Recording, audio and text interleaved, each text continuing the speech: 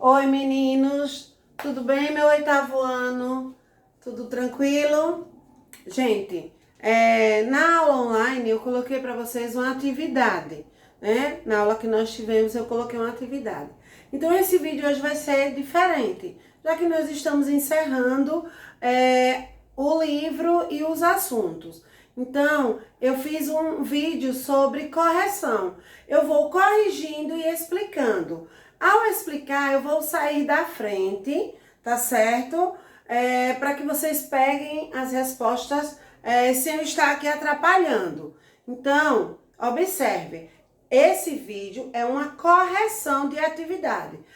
Qual atividade? A do livro de vocês.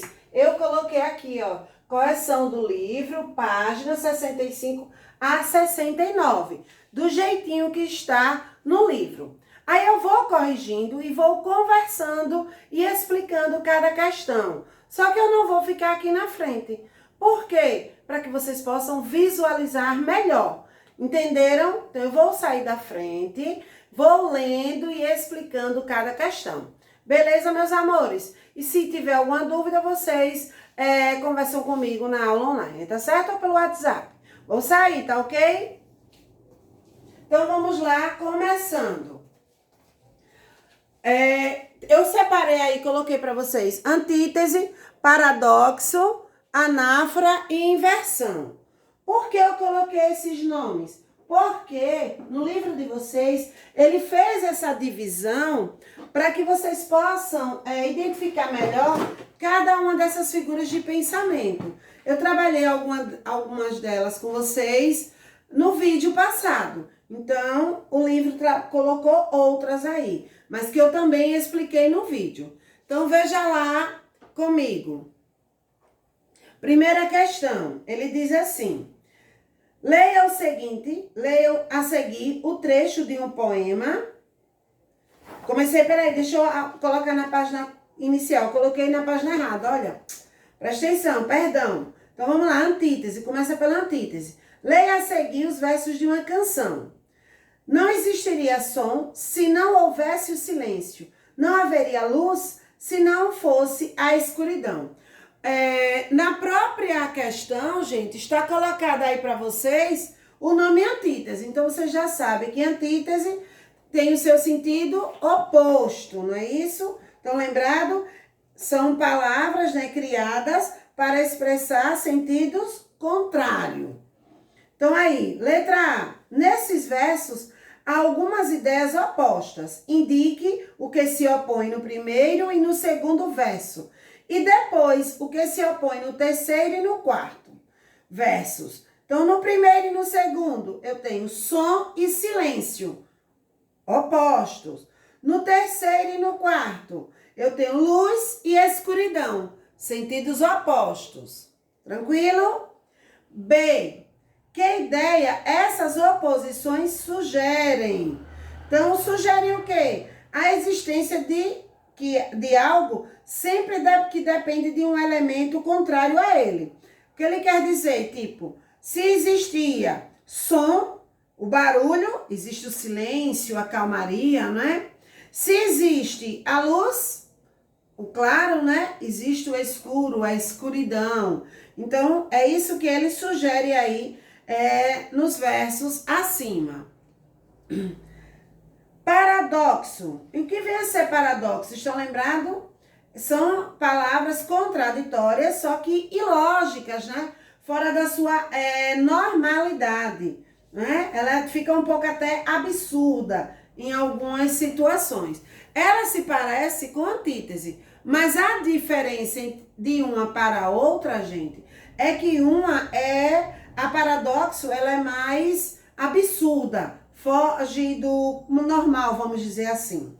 Primeiro, leia novamente uma estrofe do soneto de Camões. Amor é fogo que arde sem se ver, é ferida que dói e não se sente. É um contentamento descontente, é dor que desatina sem doer. Esses versos reúnem ideias contraditórias. Identifique-as. Fogo que arde sem se ver, né? Como é que dói e você não vê? Ferida que dói e não se sente. Dói, mas não sente.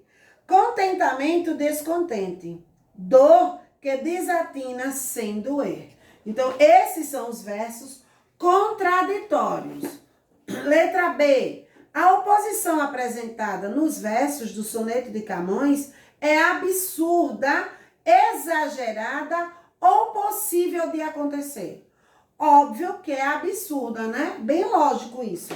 Claro que é absurdo.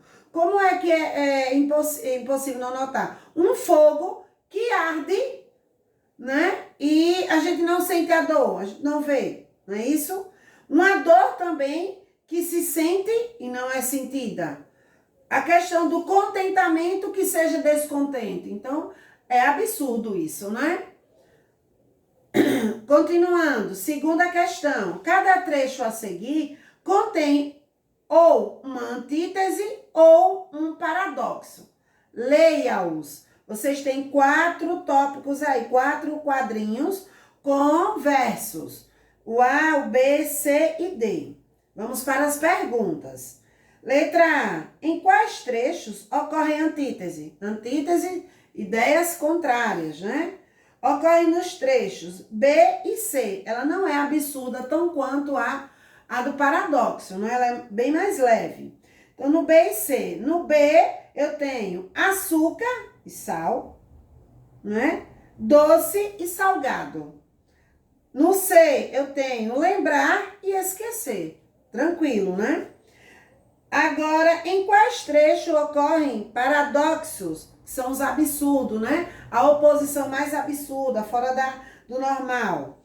Aí eu tenho no trecho A, no quadrinho A, cegos de te ver. É absurdo, né? Se ele é cego, ele jamais vai poder ver. Cegos de te ver. No D, no quadrinho D, incêndio em mares e rios de neve em fogo convertido. Como é que um incêndio no mar? Bem absurdo, né? E rios de neve em fogo vai derreter, né? Isso, percebam, gente, como é fácil notar a antítese e o paradoxo. A antítese ela é bem mais leve. Observe no trecho A e no trecho B. O A, açúcar e sal, doce e salgado, lembrar e esquecer. Já no outro foi bem mais absurda. Cegos de te ver, né? Não tem como o cego ver. Viu? Observaram a diferença quando responderam a atividade? Letra C.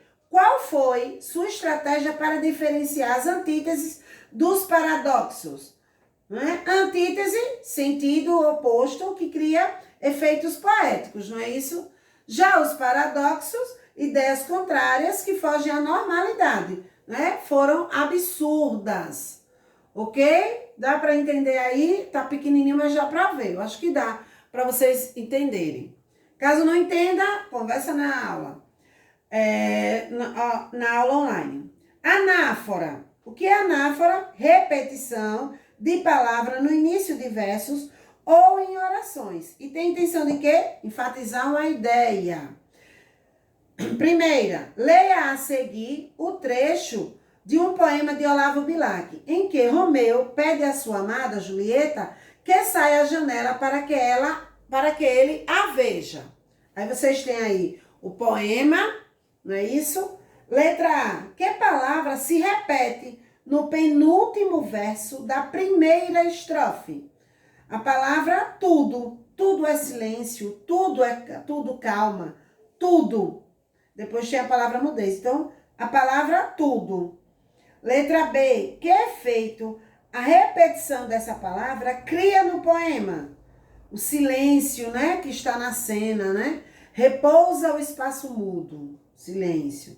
Nenhuma aragem vês. Tudo é silêncio, tudo é calma, tudo é mudez. Então, reforça aí o silêncio, né, da cena. Agora, inversão. O que vem a ser inversão? Lembra que eu expliquei? Tipo, é quando eu desloco o meu sujeito, o meu verbo e meus complementos. Eu faço o contrário. Eu inicio minha frase pelo verbo ou pelos complementos e termino no sujeito, que dá a ideia de ordem direta e indireta. A direta é sujeito mais verbo mais complemento. A indireta é quando eu desloco o meu sujeito e coloco em outra posição. Então, vamos lá. Tem aí uma estrofe, né? Isso do poema de Fernando Pessoa. Letra A. Nos 2 primeiros versos, que verbo foi empregado? Avançar. Qual a transitividade dele? Verbo intransitivo. Porque no poema tem assim, suavemente, grande avança. Cheia de sol a onda do mar, pausadamente se balança e desce com a descansar. Ele não tem complemento aí, avançar. Avançar é dar um passo à frente, vamos dizer assim, então não precisa. Então é intransitivo. B. Qual é o núcleo do sujeito a que ele se refere? Onda. Núcleo do sujeito é a parte mais importante do sujeito.